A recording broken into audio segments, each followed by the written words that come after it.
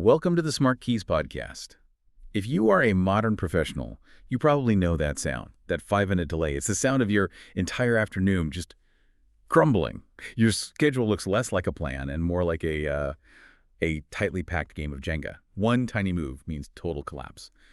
Today, we are doing a deep dive into the strategic antidote to that chaos. We are mastering time buffering. It really is the essential and I think overlooked strategy for efficiency and critically for stress reduction in the modern workflow. Yeah. We're defining time buffering as adding planned, deliberate padding, extra space before or after tasks. And that space is there to absorb those inevitable small delays, the micro frictions that life just throws at us. It's the cushion that prevents a tiny glitch from escalating into a frantic day derailing sprint. I think the relevance is just astronomical right now, because we are all, I think, chronic victims of optimistic planning. We pencil in tasks assuming perfection, and that results in back-to-back meetings, zero time for context switching, and this constant low-grade level of stress. We have to acknowledge that friction is the default state of work. It's not the exception. Buffer time is that investment that prevents small, predictable delays from consuming massive amounts of unforeseen energy. And that's really our mission today, to move from simply hoping for a calm day to actually engineering one. We are going to unpack the strategic insights on how to implement what we call right-sized buffers. The ultimate goal is boosting productivity, stabilizing progress. But we have to address the key risks, primarily that fear that adding white space will immediately trigger Parkinson's law. Right, where work just stretches to fill whatever time is available. Exactly. We need the padding, but we absolutely cannot afford organizational bloat. Okay, so let's unpack this core concept first. We've said that buffer time is scheduled, it's deliberate, it's intentional, it's not something you improvise when you're already behind. So why is this planned upfront padding so critical to performance? Because it serves a dual strategic role. It's the cushion and the shield. The cushion and the shield, okay. The cushion is the immediate practical value. It absorbs the overruns, that sudden request for a quick fix or, the handoff hiccups between team members. If your 10 a.m. deliverable takes an extra 10 minutes, the buffer ensures your 11 a.m. activity still starts exactly on time. And that stops the disastrous ripple effects that plague those back-to-back schedules. It does. It stops the dominoes. And what about the shield? That metaphor implies something more, like a layer of protection beyond just the timing. The shield is the psychological and the cognitive safety net. When you approach a long meeting or a messy, complicated task, you have reserved minutes right after it. You remove the internal pressure to rush. You're not cutting corners or multitasking just to stick to a rigid schedule. So your brain knows it has room to breathe. Exactly. That psychological safety lowers your cognitive load, allowing for deeper focus and, as a result, higher quality work because your brain knows it has guaranteed recovery time coming up. That makes a lot of sense. And it immediately makes the case for why we need different types of buffers. It's not just one generic block of time. The sources talk about transition buffers, travel buffers, prep, recovery, even end-of-day buffers. Absolutely. And we have to be specific about where we deploy this white space. And we also must clarify who owns these buffers. This is where it moves from a personal hack to a core element of project management. Okay, so talk about that. Who owns what? Buffers are generally placed before tasks for prep or after tasks for wrap-up, and crucially at the project's end to cover unknowns. So task buffers, the quick 5 to 10 minutes for, say, email triage or resetting your workspace, those are owned and managed by individuals. They are part of your daily rhythm. But the project buffer is different. That contingency isn't just for an individual being a bit late. Correct. Project buffers are larger blocks of time. They're specifically allocated to protect the final delivery date from unexpected risks that happened upstream. Like scope creep or dependency failing. Exactly. Scope creep, dependencies failing, testing problems. These are strategic assets owned by the project manager. If an individual finishes their task early, that saved time doesn't just get used up. It rolls into the project buffer to protect the overall timeline. So you don't start the next phase early and expose yourself to new risks. You got it. Okay, so this is where we really get into the strategic value. It sounds counterintuitive in this, productivity-obsessed world, adding gaps to get more done. But the compounded benefits of these small intentional gaps lead to calmer work and, crucially, much steadier, more predictable progress. What are the core business values here? The core value is stability and quality. I mean, when you have modest buffer time built in, your team can absorb those micro delays. They can respond calmly to scope changes. This radically reduces the reliance on those adrenaline-driven sprints and mandatory overtime that they lead to burnout and poor decisions. Right. We often estimate based on the best case scenario. We do. But as the source puts it, estimating duration with a small pre-planned margin beats hoping for the best. And hoping for the best is how you end up sacrificing your deep work time, skipping lunch, and eventually just crashing. And this dramatically improves internal punctuality. Buffers prevent that dreaded task spillover. If your meeting runs long, the next 3 meetings aren't instantly pushed off course. That means you arrive mentally prepared for each commitment. And on the individual level. On the individual level, those short recovery gaps after intense work, which, research shows is necessary for cognitive recovery, they let your brain reset. And that leads to higher productivity and better decisions in your next focus block of time. But let's address risk management, because this is where the skeptical manager always pushes back. Too little buffer is chaos and burnout. We get that. But too much padding, and you waste resources. You trigger Parkinson's law. So how do we fight the bloat and maintain urgency when the clock isn't ticking down to the absolute wire? That is the critical management challenge. And the first step is a strategic reframe. When you hear that objection, we don't have time for buffers, you have to define that white space, not as a luxury or wasted hours, but as performance infrastructure. Performance infrastructure. I like that. It's an investment. It's an investment, and like any infrastructure, it has a measurable ROI. Okay, that's a powerful phrase, performance infrastructure. But how do I actually pitch that to a boss who only sees a blank gap on my calendar and demands optimization? What's the rebuttal for the argument that I'm just being inefficient? The rebuttal is that the cost of not buffering is exponentially higher. When you skip buffers, you increase context switching costs, which can consume up to 40% of your productive time. Wow, 40%. You increase error rates, which leads to expensive rework. You create organizational volatility.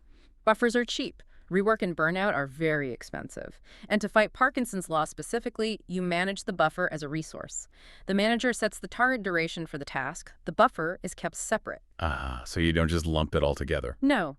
If the task expands to fill the buffer, you have to ask, was the initial estimate wrong, or did the team lose focus? This separation, keeping task time distinct from buffer time, is key to maintaining urgency. I really appreciate that distinction. Keep the task focused and let the buffer be the organizational safety net. Okay, now for the actionable tactics. How do we start operationalizing this tomorrow? What's the very first concrete step for the listener? The first step is just a frank audit of your day. You need to look at your calendar and identify the hotspots. Which recurring meetings always overrun? Which transition periods consistently drain your energy? Identify those tasks that feel high variance or those low energy windows where you consistently lose momentum, like, right after lunch. And that tells you where to place your investment. It tells you exactly where. Then we apply the rules of thumb to set the duration, so we can stop just guessing. Precisely. The sources give us some concrete, quick win rules. For most short meetings and daily admin tasks, aim for about 5 to 10 minutes of space between them. For deep, focused work where cognitive recovery is vital, aim for roughly 15 minutes of buffer time per hour of intense exertion. 15 minutes per hour, that feels about right. It aligns with how long the average brain needs to properly switch gears. And what about those really high-risk tasks, the ones that are totally new or rely on complicated external factors? For any high variance or uncertain task, anything you haven't done before, or where external dependencies are shaky, add a 25% margin to your initial time estimate. So if you think it takes 4 hours, schedule 5. Schedule 5. That simple quantitative rule stops spillover before it even starts and gives you a fighting chance against uncertainty. Those are fantastic starting points for planning. But once the buffers are on the calendar, they have to be protected. What are the specific calendar tactics we can use to make these gaps, non-negotiable? You should start by adjusting your calendar defaults immediately. Shorten meeting defaults to 25 minutes or 50 minutes. This automatically bakes in a transition gap and forces the necessary wrap-up discussion to happen within the meeting itself. That's such a simple but powerful change. It is. And crucially, when you schedule those buffer blocks, you must label them clearly. Use names like transition time, focus prep, or wrap-up. This external signal tells colleagues this time is reserved, and you have to defend these blocks with the same rigor you would in an important client meeting. I love that idea, using the label to defend the block. And there's also the concept of the anchor buffer. What's that? Anchor buffers are your strategic reservoir. These are fixed blocks, say 30 or 60 minutes, placed at strategic points mid-morning, right after lunch, and at the day's end. And they're there to absorb any unexpected overflow that happened earlier. The end-of-day anchor is especially powerful. To avoid leaving loose ends. Exactly. A 30-minute block ensures you properly wrap up follow-ups and clear next steps instead of just rushing out the door and leaving administrative tasks hanging until the next morning. And how do we move beyond just a gut feeling to truly optimize these buffer times? You mentioned tools. This is where data-driven iteration comes in. Instead of just one specific tool, you should focus on the strategy. You need to track the variance between your planned duration and your actual execution time.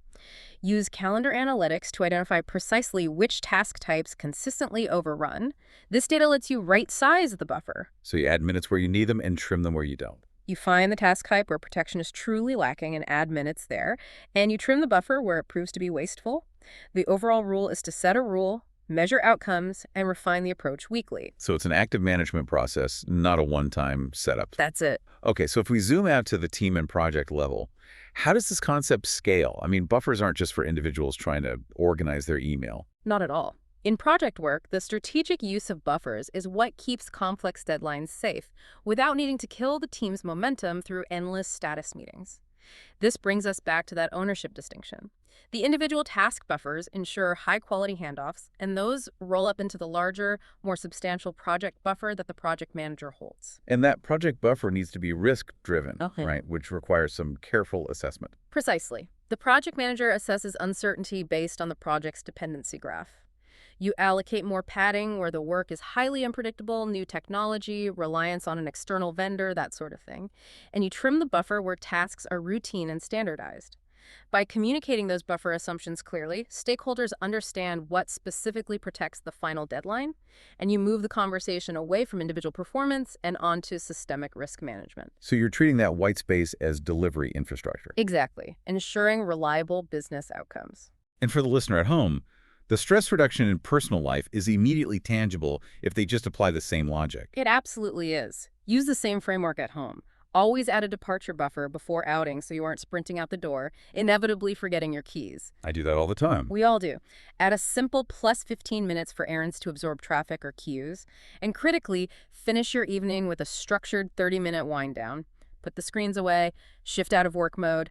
It ensures your rest is high quality. These small blocks save huge amounts of friction and keep your productivity steady across both your work and your life. So what does this all mean when we bring it home? The bottom line for our listener isn't a total calendar overhaul. It's really the implementation of tiny, fiercely protected gaps. Absolutely. The way to start is with tiny experiments. Identify one friction point. Protect that newly scheduled gap fiercely.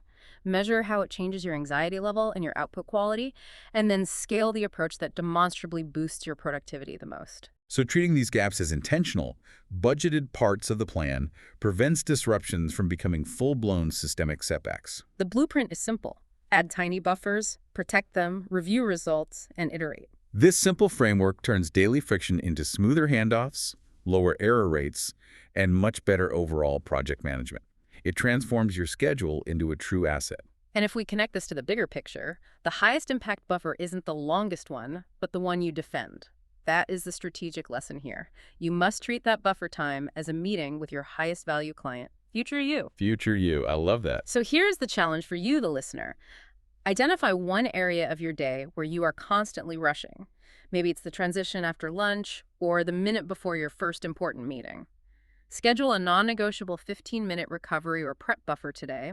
Block it off and see how that investment in performance infrastructure fundamentally changes the rest of your week. That is the perfect practical takeaway to start turning that frantic calendar into a resilient schedule. Thank you for tuning in to the SmartKeys podcast. Remember that introducing these small, intentional performance gaps leads to calmer work, better focus, and fewer cascading overruns. It gives you a schedule that finally works for your life and your business deliverables.